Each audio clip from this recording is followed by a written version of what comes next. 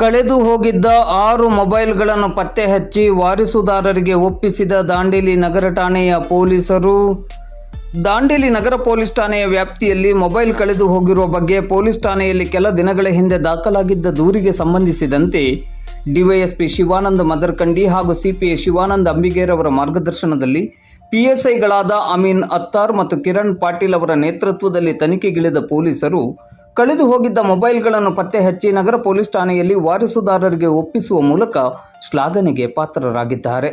ಕಳೆದು ಹೋಗಿದ್ದ 6 ಮೊಬೈಲ್ಗಳನ್ನು ಆಯಾಯ ಮೊಬೈಲ್ಗಳ ವಾರಸುದಾರರಿಗೆ ಡಿವೈಎಸ್ಪಿ ಶಿವಾನಂದ ಮದರ್ಕಂಡಿಯವರು ಹಸ್ತಾಂತರಿಸಿದರು.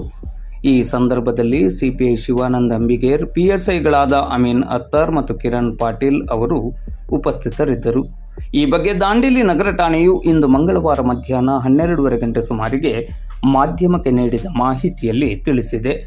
ಮೊಬೈಲನ್ನು ಪತ್ತೆ ಹಚ್ಚಿ ಹಸ್ತಾಂತರಿಸಿದ ಪೊಲೀಸ್ ಅಧಿಕಾರಿಗಳಿಗೆ ಮತ್ತು ಸಿಬ್ಬಂದಿಗಳಿಗೆ ಮೊಬೈಲ್ನ ವಾರಸುದಾರರು ಕೃತಜ್ಞತೆಗಳನ್ನು ಸಲ್ಲಿಸಿದ್ದಾರೆ.